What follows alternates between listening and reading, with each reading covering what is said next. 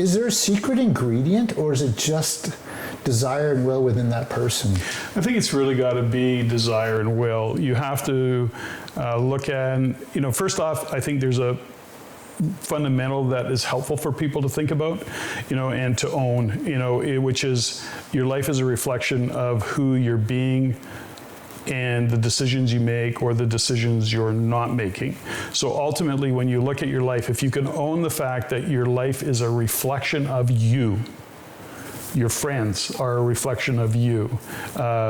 If there's parts of your life that you're not happy with, if there's people in your life that you're going, why are they in my life? And I get there's family involved and all the rest of it, got it, understood.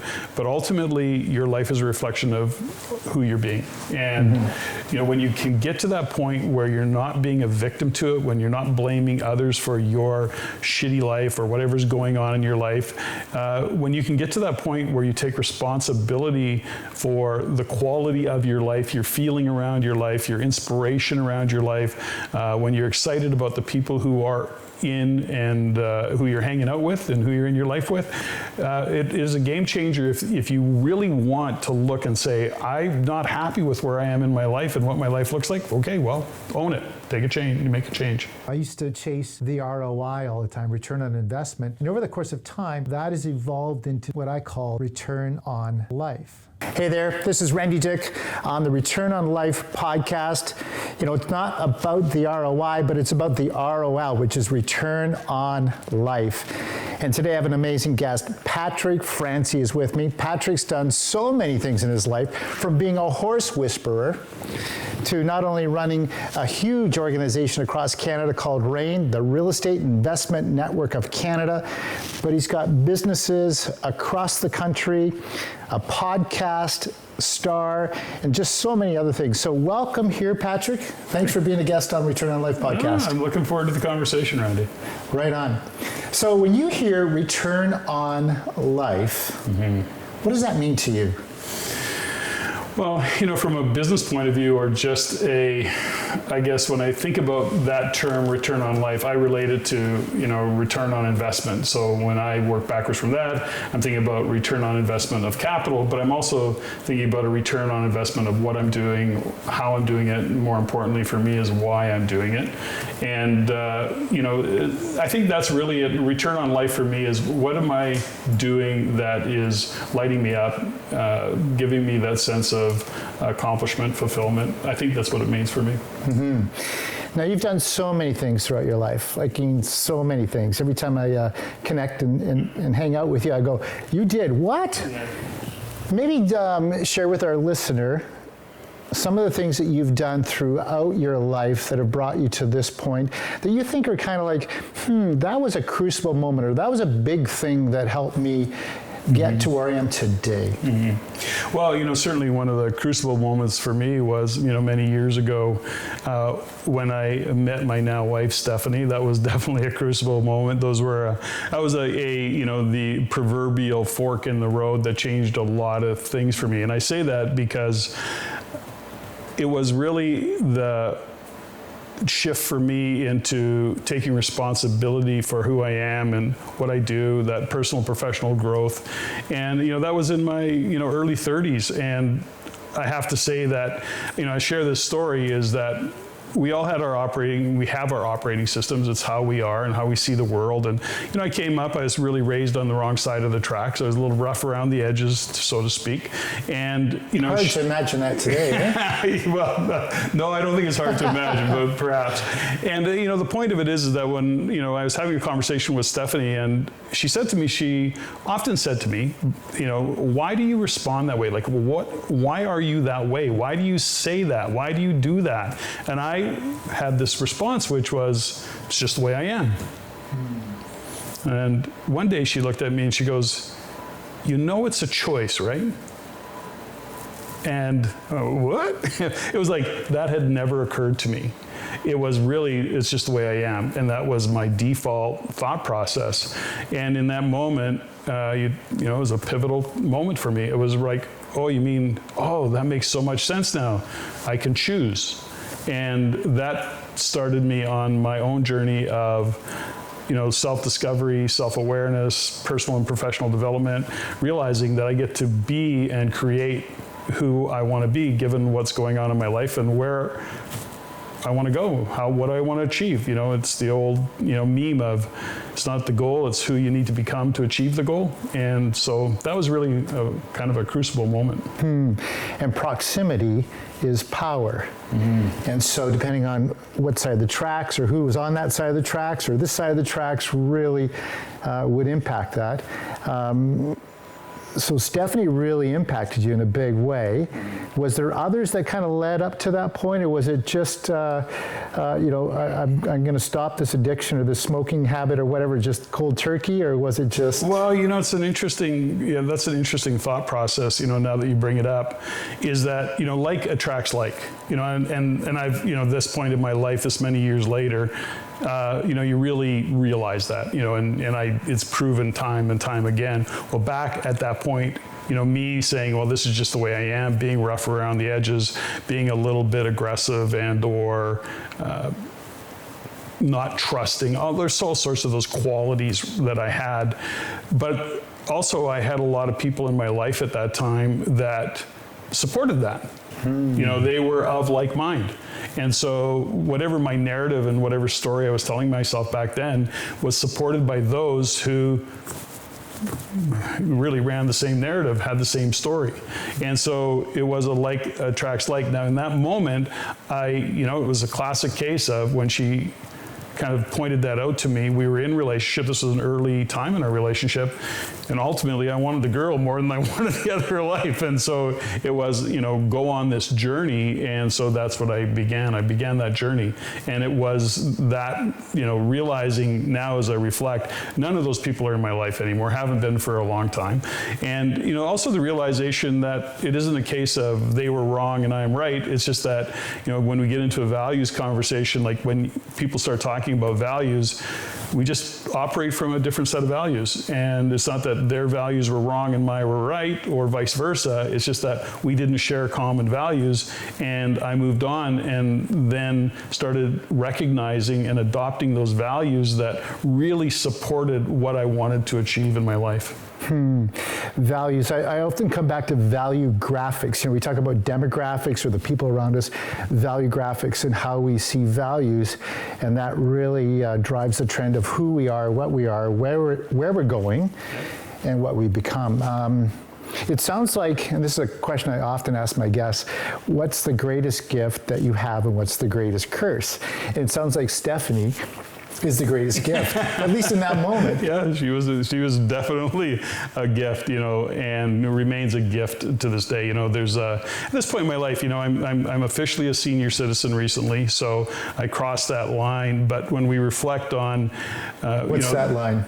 What's that line? Let the listeners know what that line is.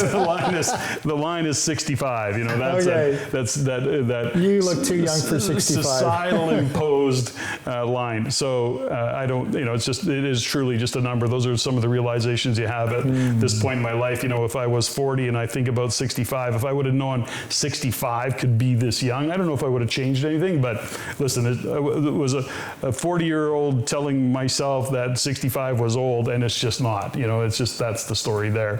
But there's also a point of, there's that saying that, behind every great man is an amazing woman. And I just have to say that's the case.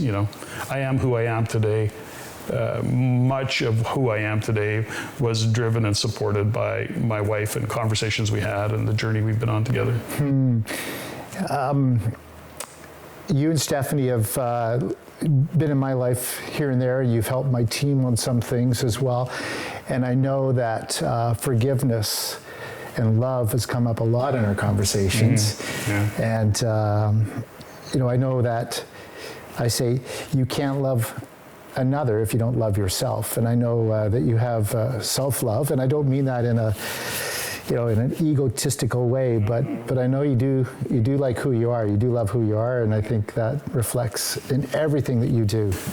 Well, I think you say something that's really interesting there, is that, if we go back to those early youthful days, and of course that's also part of the process, right? Is that, growing up and starting to understand, not everybody goes on that journey, by the way, I happen to, and realizing that I didn't like who I was. And, having the realization for me that, again, it was a choice, and that I wasn't, wired this way. It was a lot of my upbringing, a lot of, operating from a place of survival, based on what I knew and based on the kind of the neighborhood I lived in and the people I was surrounded by. And so I didn't like who I was. I wasn't conscious of it back then as to the degree that it evolved to be very conscious, right? And so understanding back to the conversation of understanding what my values were, what my core values are, was really an important part of my own progression into understanding myself and liking myself even more, because it was a clear choice. Is that hard?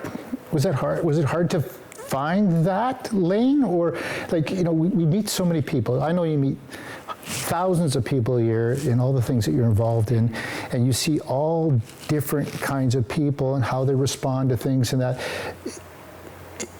Is there a change ingredient? Is there an ingredient that they could bring that would allow them to change or shift their mindset? I know you talk, you and Stephanie have Mindset Matters podcast. Is there a secret ingredient, or is it just desire and will within that person? I think it's really got to be desire and will. You have to look at, first off, I think there's a fundamental that is helpful for people to think about, and to own, which is your life is a reflection of who you're being and the decisions you make or the decisions you're not making. So ultimately, when you look at your life, if you can own the fact that your life is a reflection of you, your friends are a reflection of you. If there's parts of your life that you're not happy with, if there's people in your life that you're going, why are they in my life? And I get there's family involved and all the rest of it, got it, understood. But ultimately, your life is a reflection of who you're being. And when you can get to that point where you're not being a victim to it, when you're not blaming others for your shitty life or whatever's going on in your life, when you can get to that point where you take responsibility for the quality of your life, your feeling around your life, your inspiration around your life, when you're excited about the people who are in and who you're hanging out with and who you're in your life with, it is a game changer if you really want to look and say, I'm not happy with where I am in my life and what my life looks like. Okay, well, own it. Take a change. Make a change. And so here we are, we're talking about return on life, which if you love life, you're going to surround yourself with the right people. I'm going to just put in, I'll just fine tune what you said there a little bit. You're going to attract the people of like mind. That you can't help it. Right. You cannot help it. Or repel. Yes, or repel. And at the end of the day, if you understand the whole conversation around integrity, if you stay true to who you are, the people that align with those values will show up and be happy to be there. And you'll be happy that they're there because it'll just flow and it'll all make sense. To your point, for those who don't align with those values, if you stay true to your values, they will just have to go away. Yeah. Absolutely. Yeah. Shift gears a little bit. Okay. You ever doubted yourself? What time is it now? Yeah, I think there's a place, depending on what you say, have I doubted myself? Yes, the answer to that, of course, is absolutely. And, but, it's taken a long time to get to a place where I doubt myself less and less. Yeah, I see doubt as something as a positive, that a doubt is just a speed bump or a caution sign, slow down, Randy, because there's something really important here, and you just need to process and think about it a little bit, rather than just pushing through, which, us D-type personalities, it's just pedal to the metal. Yeah. But, and that's where Jolene kind of tugs me on the back of my shirt once in a while and says, hey, think about this a little bit. But no, that's a good point. I mean, I think it's, we often, have the conversations around don't let fear get in your way and all the rest of it. But, fear is a very necessary feeling. It's what keeps you safe, and sometimes not letting or slowing down, to your point, that self-doubt driven by often fear of something happening or making a wrong decision, whatever it might be. Those are times where you have to actually take a minute to look closer. Yeah. Fear could be a friend, a foe, or a motivator. And I would assume in your life it's often been a motivator or a friend in some cases. I guess. I guess I haven't really reflected per se on, the impact of fear. I've certainly had those moments in time, for sure, that's created that self-doubt and maybe even shifted some decisions, Yeah. You've had so much success. I mean, along the way, I'm sure there's been some bumps too, but do you ever ask yourself, why me? Why am I in this amazing position? I don't look at it that way. I think when I look at, number one, my definition of success is really changed and shifted over the years. So I know even on my own podcast, I don't ask people what they consider success is. I don't often ask it because it's a different definition for everybody. I've come to really realize that. And I think so is return on life. Of course. Yes, that's a great point. And so in the conversation of success, for example, I did ask this question of a particular guest, and I wish I could remember which guest it was, but the point of it is that what I took away from that, it was the one time I felt the need to ask him the question, just probably because of the conversation we were having.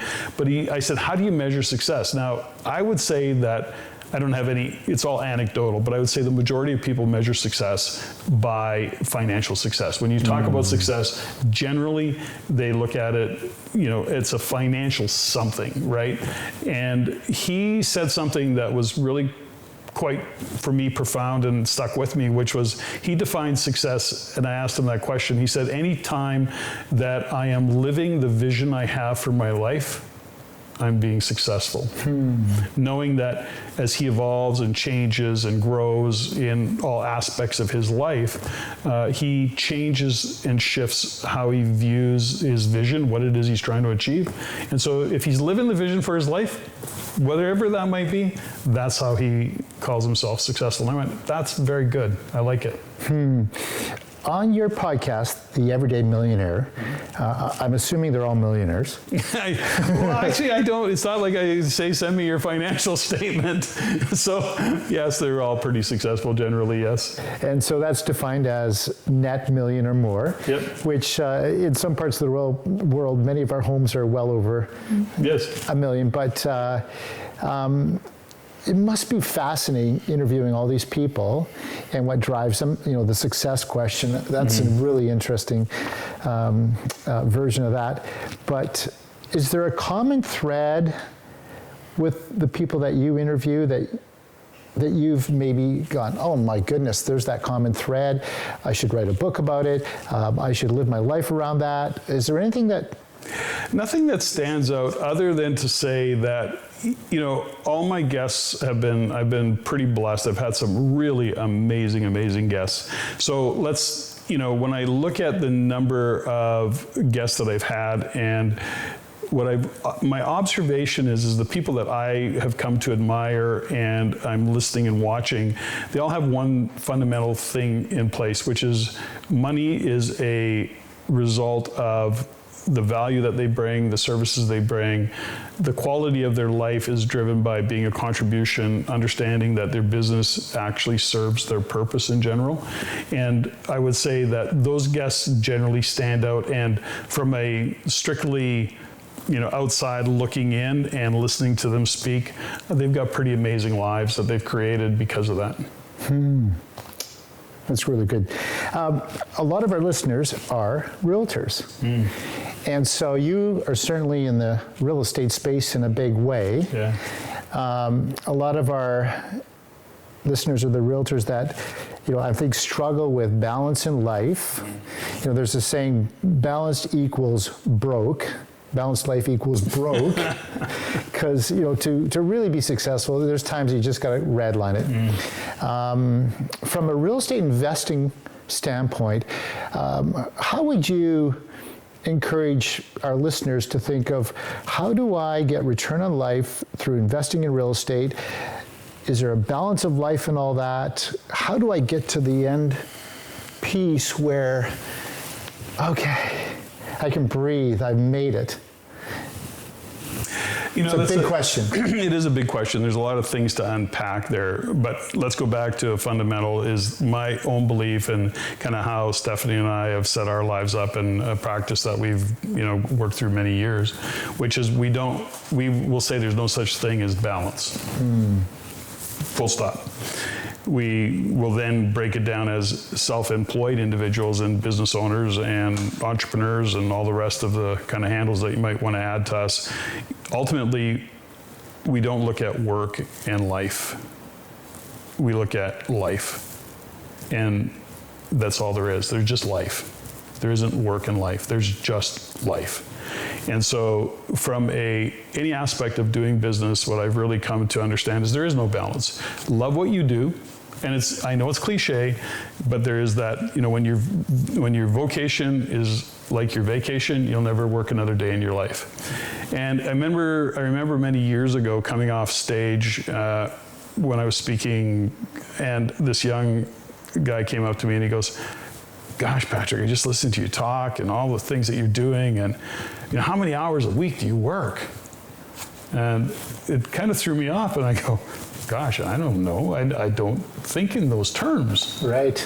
I just do my life, and I operate my business, and it supports the life that we want. And because I love what I do, I don't look at it as work. And do I need to shift gears and say, okay, it's time to step away from my screen, or get off an airplane, to go on vacation as opposed to go to a meeting or whatever? I get all that, but because we love what we do, it's just our life. It isn't this thing over here and our life's over here. So I don't know if that kind of deals with the question, but ultimately that's how we look at it. So we're blessed. We absolutely love what we do.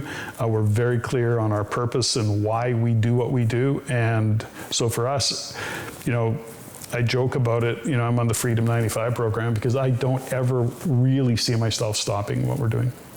So return on life for you is quite different than some of the guests I've had, which is, being on a beach with a pina colada at 45, 50 years old. That's not you. I'd be bored in 10 minutes. I'm with you on that. Yeah. I mean, I know you travel lots and you have hobbies and you get really busy doing your stuff, but you're like me. Whether you're doing that or not, you're constantly meeting people and thinking business and thinking about what you can do and where you can be a contribution. And really, that's just what we do. So turning that off. And that, I'll share a quick story, is I watched an interview, and this was many years ago. Michael Dell was speaking to a group of university students. And one of the university students stood up in that crowd, and it was an old video that I saw, and they said to him, they go, Mr. Dell, you're worth, $1 billion or whatever it was at that time. You could literally be sitting on a beach or, hanging out on one of your yachts fishing. Now, why are you working? Why are you doing this? And of course, at the time, Dell was and still is very successful. But ultimately, Michael looked at me and goes, he says, something? He says, 2 or 3 weeks a year, I do that, and it's fun. But he goes, do you know how fun it is to run a multi-billion-dollar company? That's fun, right? So and I really, honestly, I kind of relate to that. I want to be a contribution. I want to be doing stuff. That's just how I'm wired. Yeah, I'm with you on that too. I love to go and play, but 4, 5, 6 days of play, and I'm like, I'm getting bored already of that play. I need to get back and stimulate my brain. So limiting success, to me, I would think when I hear that, a limit to your success would not be that you're engaged almost daily then. It's pretty much that way. If I look at, it's interesting is that when we, and Stephanie and I are having conversations about our life, we want for nothing. And I'm at a point in life, to be honest with you, I don't want any more stuff. I don't want to insure it. I don't want to wash it. I don't have to worry about it. Like, there's nothing more that I want in my life. You know, we love our home, we love our property, we love our dogs, and, you know, we're just at a point where we've spent many years building the life that we've built. And so I'm in, literally, I pine for nothing. There's nothing I feel like I'm missing. So for me, success is we are living our vision. We are expanding. We're always trying to be creative. We are, if we're being a contribution in terms of supporting others, and that is really one of our primary drivers, then we're loving life. Yeah, yeah. And I see that support that you give so many, not just tens, hundreds, thousands of people, and I've seen that over the years through all the things you're involved in. Real estate, so investing in real estate, how has that been part of this, we got this? Well, you know, it's interesting is, so I started investing in real estate, you know, over 20 years ago. I actually got in the game late. I started my business, one of my retail business, you know, is still, it's now literally 40 years that I've been having that operating company. You know, I haven't had a key to that business literally since 2005. But I've got a great team, and I work with that team. I kind of touch base with them on a regular basis. I got a great general manager, so it's literally, you know, once a week I do some creative stuff with them, and it's great. The real estate started when I was looking at, as a small business owner at the time, I was looking at people I admired, which happened to be other business owners. And I looked at the guys that I admired who were very, very successful. And regardless of how much money they made in their business, they all owned real estate. And, you know, as I had conversations with them, I realized that the reason they have that is because they're trying to build that financial future, build those assets, you know. And so I said, geez, I got to get into investing in real estate. So when I started on my own journey of investing in real estate, it was more about creating a financial future based on how I want to live to this point in my life. You know, that was over 20 years ago. Many real estate investors look at it as, you know, operating income. They want income today. I was never looking at it from, I want income today because of businesses that were paying me well. Right. I looked at investing in real estate as, you know, future financial gain, and many look at it like, I want active income today. So that's one of the things. So that then went on the journey and how I had my, you know, entrepreneurial accident of getting involved with the real estate. An accident? Yeah, well, I call it, I have entrepreneurial accidents. That's what I call it. It's like, it seems to be my trend is that I don't necessarily, that's a different conversation, but I called it my entrepreneurial accident. And, you know, I was part of Real Estate Investment Network as an investor, got the education, got to know the owner of the business at that time, Don R. Campbell, best-selling author, and got to be good friends with him. And then ultimately I bought the business from him. Well, going to come to that, but I want to go back to the skate tech piece of things. 40 years ago, was that an accident? And how did you get to be the owner of that business? Oh, that's okay. Cole's Notes, because there's a story there. Yes, it was an entrepreneurial accident, and the only job I had was back in 1977. I was in the oil patch, and I was in the oil patch for 8 years. And in that, I was working. Fine job. Well, no, I wasn't on the tools. Like I was in a manufacturing. Okay. There was a company, downhole manufacturing company, and I literally went into this corporate world in 1977, and worked my way up corporately, and it was an amazing education in business. A friend of mine owned Pro Skate, professional skate service back then. He was growing. There was the National Energy Program, which shut Alberta down. I was actually laid off back then. And so my friend, who had this skate shop, this little 1,000 square foot skate shop, owned the business. And he said, well, why don't you come work with me? And I said, sure. So I did.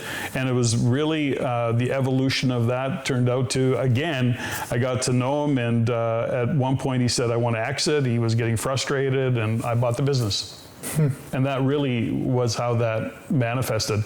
We grew into, and to this day have the reputation for being a mid to high end skate shop. We work with thousands over the years of competitive skaters, NHL players, competitive figure skaters, as well as, just minor, recreational, all of it. But we're very niche in the mid to high end skate market.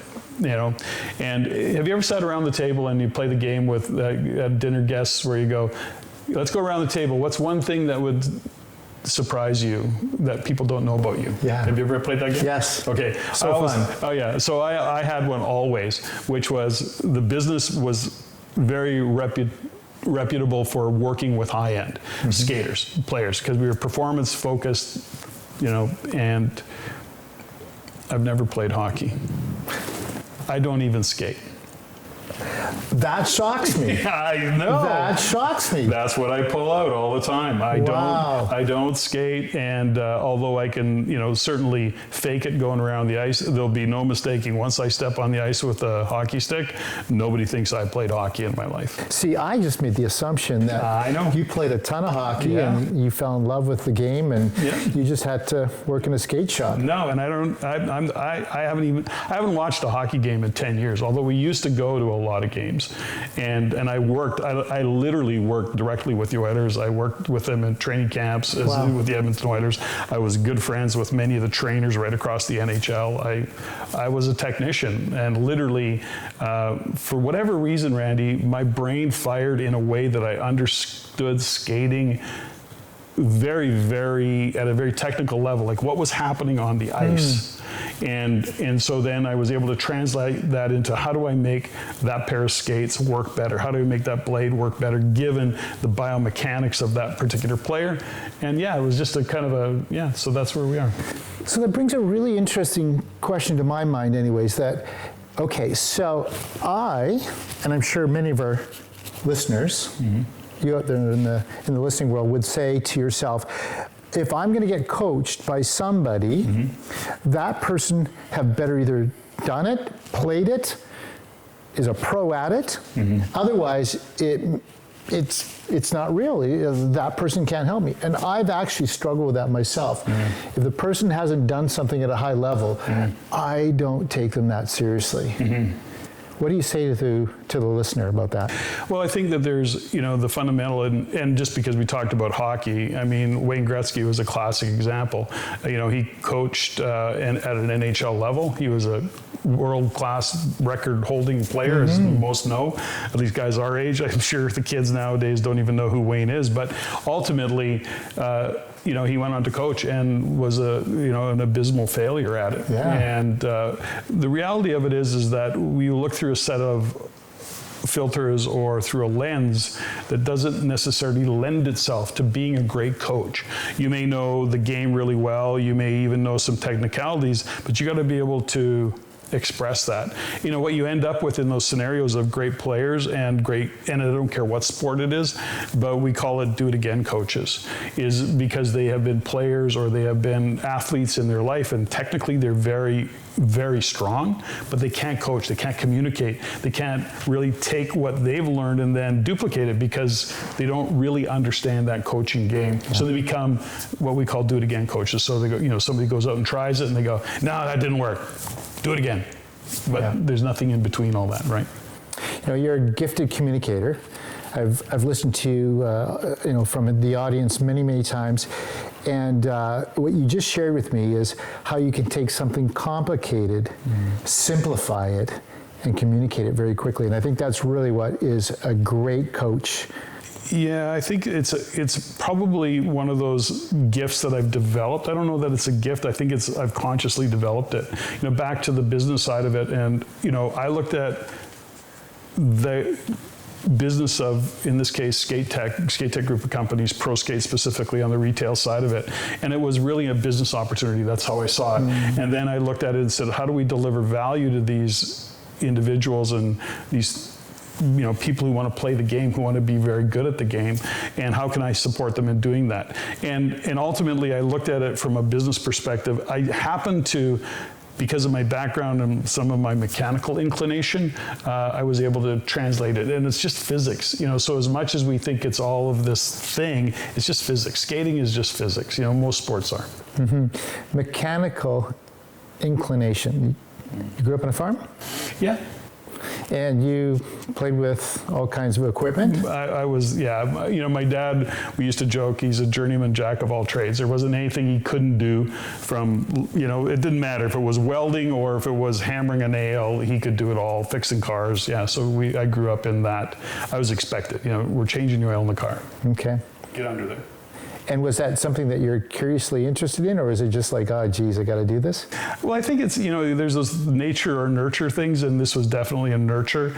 I don't pursue that. It was never, like, I didn't take it on and all of a sudden get into cars and rebuilding cars and that, you know, from the mechanical. I've done renovations on my own properties over the years. It's not what I love to do, but I certainly have the talent to do it. It's one of the struggles I have in my life right now, because I can do it myself, and I'm going, but I don't want to do it. But then I have to find somebody to pay to do it, and I'm going, nah, nobody will do it as good as me. So those are my little struggles in life. So many great businesses that you've had. Have you hit one of your best business ideas yet, or do you think the best business idea, or what did you call it? Accidental? You know, my entrepreneurial accident. Is that yet to come, or do you think that's happened already? Well, you know, it's something I like to do stuff. I like to be creative in that regard. What I have gotten more focused on doing now is saying, you know, within the context of the businesses that I do have and that we're still involved in, you know, how can I improve on it? How can I shift value or expand on what we're already offering and stay within the context of that? So, you know, grow the business, you know, pivot, which is some of what we're doing right now, given what's happening, you know, economically, you know, going through a pivot even with the real estate investment network, understanding that, you know, the client's expectations are also changing and shifting, so we have to accommodate that. So some of it is, you know, really just business decisions you have to make for all sorts of different reasons, and in this case, given what's going on in the world these days, you know, people are operating from a different place. And things seem to be on an accelerated path in many, many ways. Technology, expectations, whether call it demographics, value graphics, all that is changing. Yes. And how do you keep up? It seems like if you pause, you're left behind. And I know you've shifted a lot of things in all of your businesses, not just whether it be REIN, your skate tech business, all that changed over the last few years for no other reason than whatever it is. We won't say what it is, but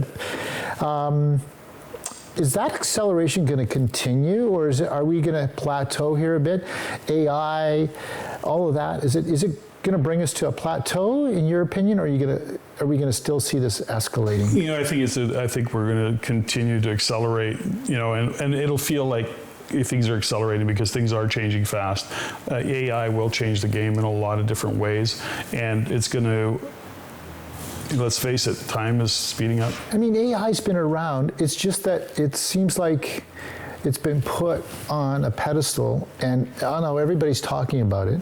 But we had some AI components over the last almost decade, really, when you think about mapping and all that. It's always been around, but is it just that it's heightened awareness now? No, I think what they've done is they've shifted the model. So in other words, AI is now accessible to anybody and everybody.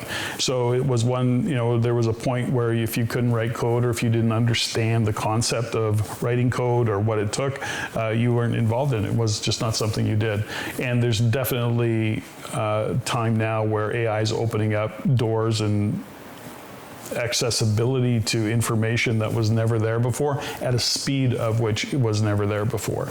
You know, we start to consider, you know, what we're doing within even the real estate investment network, and how you look at AI, and that AI is now, we're having conversations about finding real estate and finding deals and being able to analyze an investment property in split seconds, being able to write multiple offers at the same time, you know, being able and doing it, you know, within whatever province or city, you know, literally within the construct of what their system is. So it's pretty powerful in, you know, just on that side of it.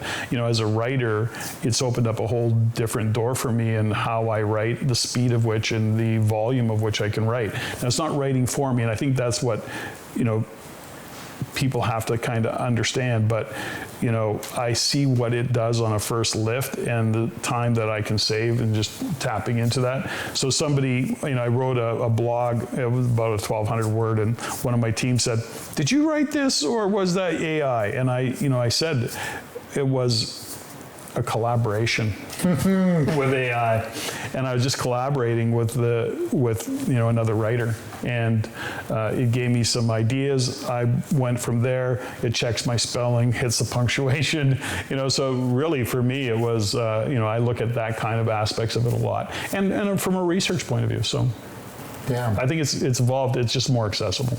Yeah. I've been using AI for that same reason too. It gets me a little bit faster and farther down the road. Totally. Yeah, at the end of the day, it's still my words, my thoughts, and all that. But yeah, wonderful stuff. Yeah. Future of real estate. From a real estate agent's perspective, you're not a realtor, but you know hundreds of realtors. I do. And you know the real estate game so well. What is the future of real estate and the agent from your perspective? Well, when you look at what's happening right now, so first off, we look at real estate investment as, one aspect of it. I spend a lot of time in that. And then, of course, there's, the retail realtor specializes to that end user, working with them. I think right now, realtors need to train themselves to, be very clear on what value they're bringing. And I suggest that, you get really focused on what your niche is. Where do you want to have some expertise in? And trying not to be, I think, maybe somebody with your level of experience, you can be a lot of things to a lot of people. So you can't, and I know that you don't want to try and be all things to all people as an individual. You certainly have your areas of expertise that you've evolved and developed this many years later. I think a realtor needs to, I say often, it is the business of you. And you have to understand that you are the brand. What is your brand narrative? What is the brand that you want to be known for? How do you want to represent yourself? And get really focused on who it is you're going to look after. What is the value you're bringing to that relationship? And so I think that realtors and real estate, people are going to need a place to live. There's lots of opportunities in the real estate world. I know that given what's happening with the shift in what we're experiencing in Canada, but really globally, I think ultimately I'm 100% bullish on real estate. I think that it's not going to go away. At the end of the day, people need to buy real estate, want a place to live or rent. And so there's lots of demand. It's a product. And they're going to need a trusted agent to help them with that. I think this goes back to, and quite frankly, realtors are facing headwinds because there are realtors who just do not do a great job of representing the industry just because of how they show up and what hobbyists. they do. I call them hobbyists. Well, I think hobbyists is a good one, Randy, and I 100% agree with you. The challenge is that they become transactional instead of relational. And to get that transaction completed, they blur the lines of being offsite and onsite. They blur lines. They do things that are not conducive or in integrity with the rules of the game. And so I think it just gives realtors a bad reputation. So, I think realtors who are savvy, who are smart, number one, they work to make sure that they're seen as somebody that can be trusted, as a trusted source. They make sure that they're aligned with a brokerage perhaps that is very strong reputationally, and I think they got to be interviewing the brokerage as much as the brokerage might be interviewing them, and not just going for the job, for the volume. I think that's where careers are cut short. Well said, well said. So you said you're 65. Yeah, you look 40. Thanks.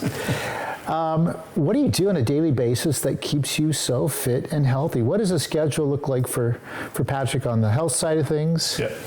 on the business side of things, the mental side of things, like they're all together. It's holistic. Yeah. What does that look like for you?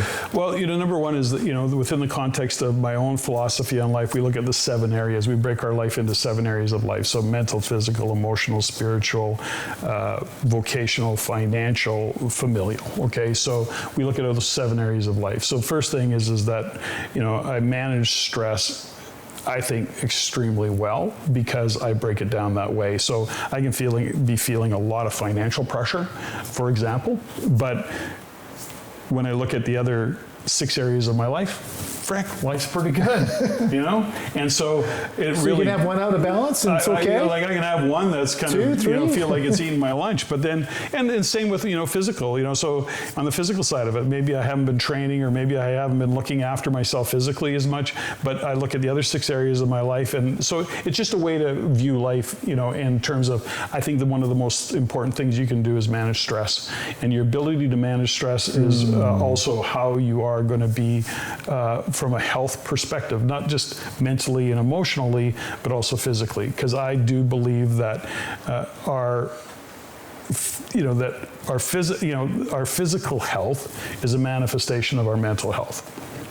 And, some people may go, I don't buy into that. But, statistically, they're saying that 95% of illness is driven by stress, and the fact that it can manifest physically, and it's proven out with a fundamental, somebody says, I've got an ulcer. Well, why is that? Well, the doctor says I worry too much, right? So what does it do? It manifests physically. Yeah. So from my perspective and in my view of the world and what I've adopted is just, number one, looking after my mental, emotional, spiritual health. So that's a part of it. And I do that through, journaling and meditation. And, I study Stoicism, and I'm really always aware. Self-awareness, I think, is a big part of how I operate and what I do. And then, Elaborate on that, self-awareness. Yes. What does that mean? What are you saying when you say by self-awareness? Well, I think part of my daily routine is self-reflection and bringing my awareness. How am I showing up? How am I? Do you do self-audits? I don't know. Yeah, I guess that would be this. Yeah, you could call it a self-audit. Stepping back long enough to, like we just came off a very cool week of working with lots of people and really doing a number of things with some coaching clients and a couple of events that I spoke at and then we presented and did all those stuff. So at the end of that, I come away and I look at it and go, what did I feel really great about? What do I question how I showed up? Yeah. And so that is a self-audit. I use the term self-awareness is just really paying attention to and taking responsibility for who I'm being in the context of the relationships that I have. Who am I being in the context of my life? So when we look at making decisions, self-awareness is really about saying, and back to where we started this whole conversation, is around who am I being? It's a choice. If I wasn't choosing to be the way I am, if I wasn't sincerely committed to creating great relationships, I wouldn't have friends like you. I wouldn't have relationships with my business partners and my business associates. I wouldn't have the team of people I have around me. And so I have to step back and always to be what to try and be a great leader and a business owner.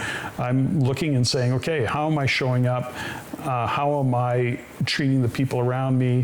What am I bringing to the table? Yeah. So that's all self-awareness. Yeah.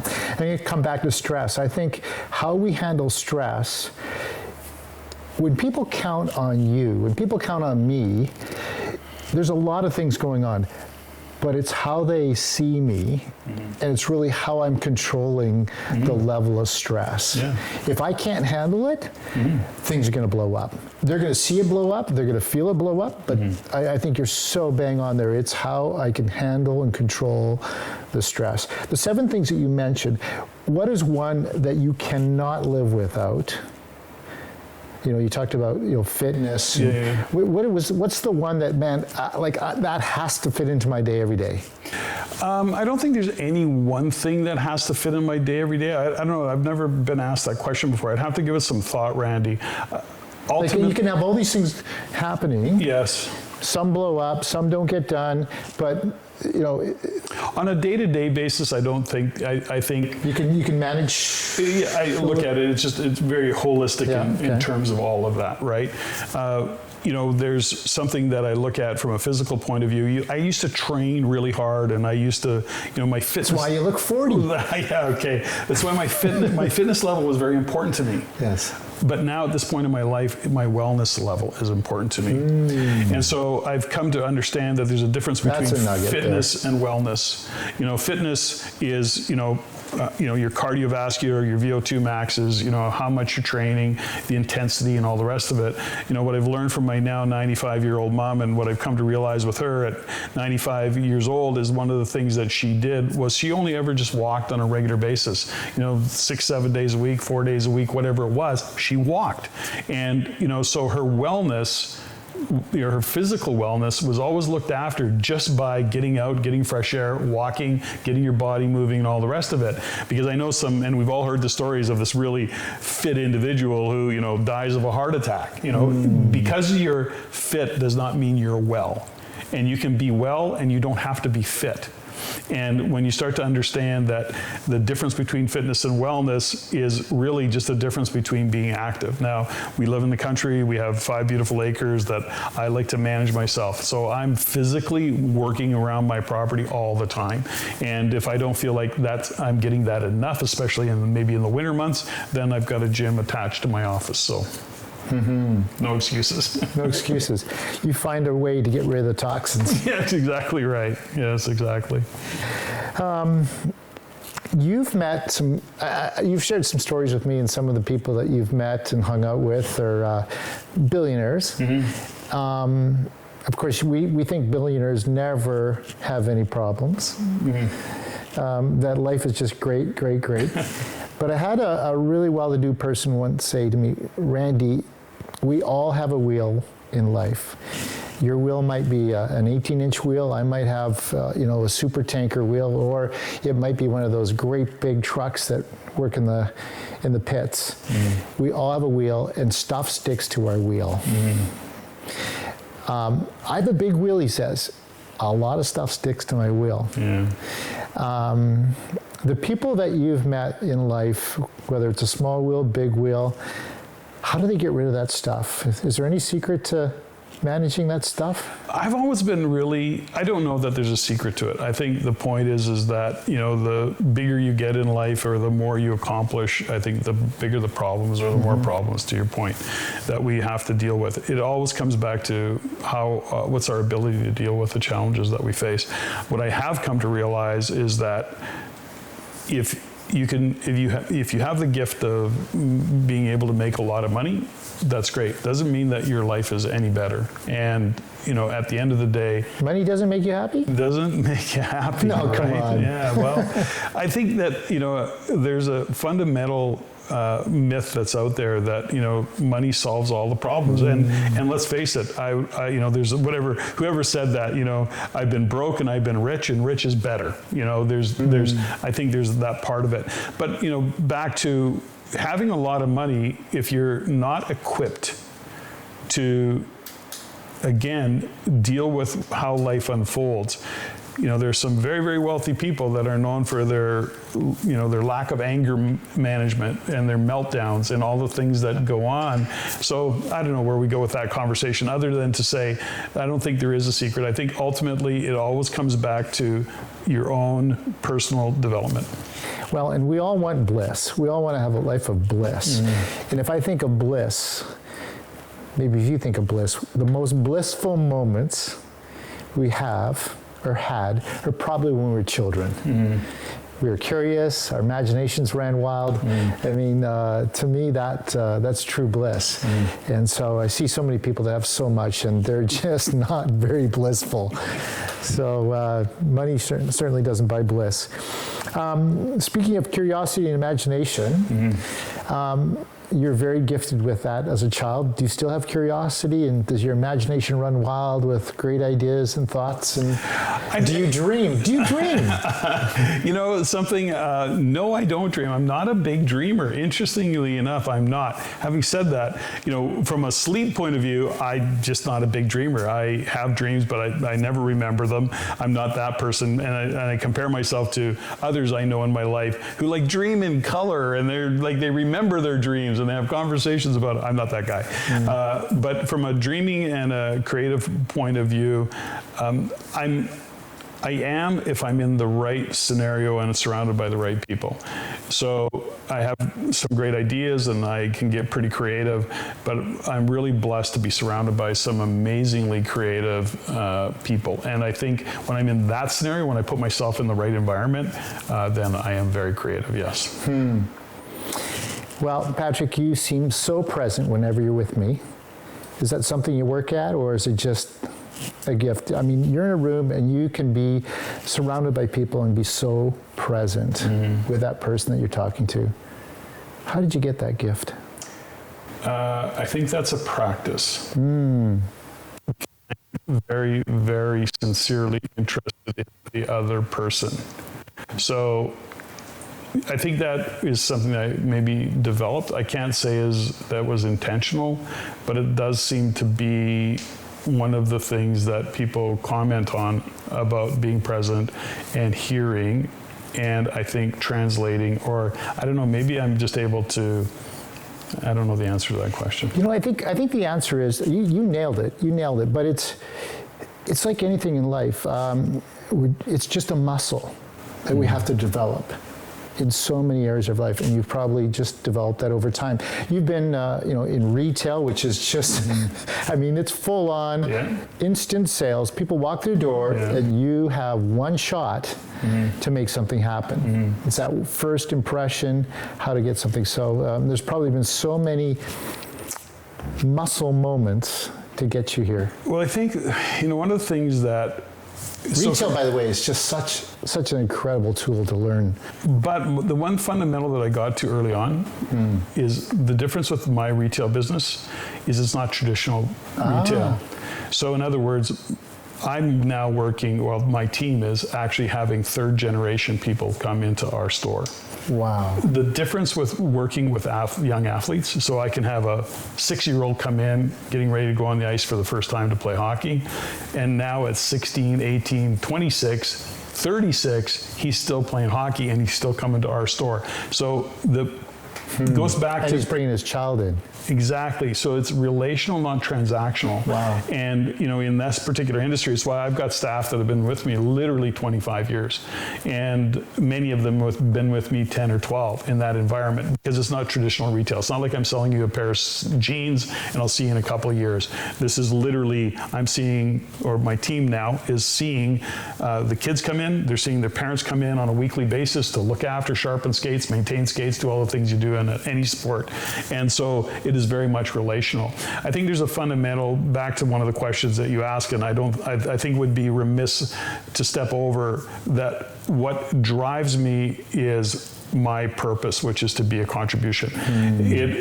In my world, and I'm wired this way, and I was blessed to kind of have the realization early on in my career, in my business development, and I don't know that I've always done a great job of it, although I know right now that I'm doing it better than I've ever done before, which is knowing that what lights me up is supporting the success of others, and using some of my age, my wisdom that perhaps I've gained through years of experience, but my ability to hear, to listen, to understand words that people are saying, because you can't hide behind language ever. And being able to provide that guidance and that support in them achieving their goals has always been what I love to do. And so whether it be in the retail environment that I built, I'm helping young athletes aspire to be whatever they are. And I've been blessed to work with NHL players, watch people, and literally world and Olympic class figure skaters. Kurt Browning used to work for me, used to sharpen skates for me, Wow. Oh yeah, all those, like I got, thousands of those kinds of stories over the years. But even in the real estate investment network, supporting real estate investors to grow that financial future, to build a portfolio. Those, to me, which you've done for me. Well, there you go. Yeah. I've supported you along that line as well. And so whether it be, in this case, retail or real estate investors or realtors, that's, Stephanie has her coaching business that I support her in that. She's working in that environment. So it really is what we get up every day thinking about is how can we support the success of others. That's what lights us up, and that's why we're on this planet. We're very clear on that. That is awesome. That is so awesome. Yeah. Hey, we've got this own your need. What does that mean? Share that. Well, it comes from a story, an old friend of mine who we were doing some work together, and I was probably complaining about something. This was many years ago. And she looked at me and she goes, Patrick, I'm going to give you one of the best phrases you'll ever hear, and that is own your need.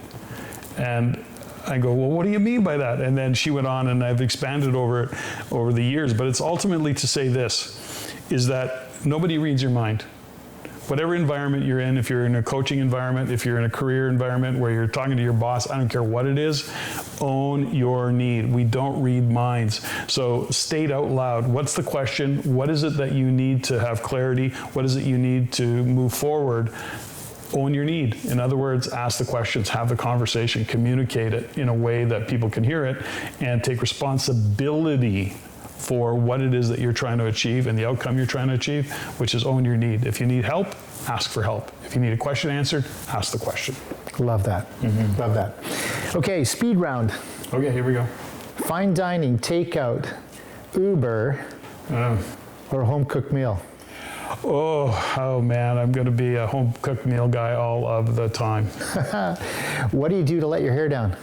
If I had hair left, how would I let it down? Is that the question? Yeah. I think, anytime I can hang out with good friends, good family, chosen family, that's how I do that. Yeah. I know you like your dinner parties. I do. Yeah, and that's with family, of course. Yeah. Absolutely. Text, talk, or email?